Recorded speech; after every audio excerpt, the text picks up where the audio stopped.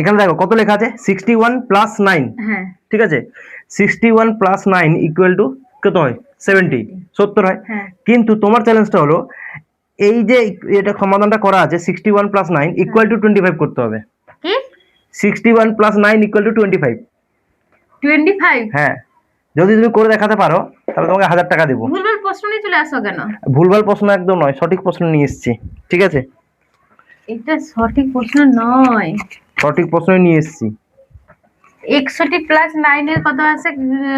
70 হয়। হ্যাঁ, 25 কি 61 প্লাস 9 ইকুয়াল টু কত হয় 70 হয়, আমরা সবাই জানি। হ্যাঁ 70 কিন্তু হয়। তোমার চ্যালেঞ্জটা হলো যে 61 প্লাস 9 আছে, এর সমাধানটা যেন 25 হয়, সেটা তোমার করে দেখাতে হবে। কি করে করবে তোমার ব্যাপার, যদি করতে পারো তাহলে 1000 টাকা। তো এটা হবেই না।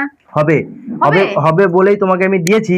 এটা একটু বুদ্ধির খেলা, সাধারণভাবে না ভাবে একটু বুদ্ধি লাগাও, এটা একদম সহজ।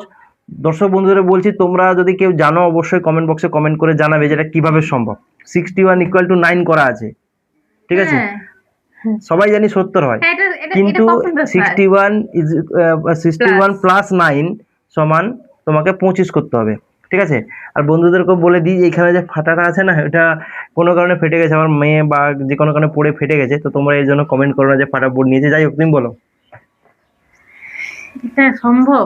একদম সম্ভব, একটু বুদ্ধি লাগালে হয়ে যাবে, একটু বুদ্ধি লাগালে হয়ে যাবে। আমি আর বেশি হিন্ট দিতে পারছি না, এমনি যোগফল যোগ টোগ করবে এইটুকু ভালো হবে না।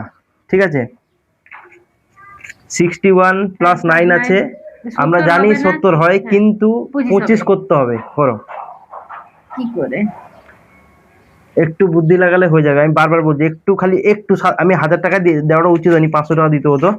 হ্যাঁ, একদম সহজ এটা। হ্যাঁ, বুদ্ধি করো করো, আমি দিয়ে দিব, 1000 টাকা দিয়ে দিব। হ্যাঁ, এটা খুব সহজ। আমি তো বলেছি, তুমি জানতে পেরেছো। করো, দেখাও দেখাও দেখাও। এই দেখো, হ্যাঁ 6 প্লাস 19, ঠিক আছে, 25ই হয়। তো এটা 19, এটা প্লাস, এটা 6।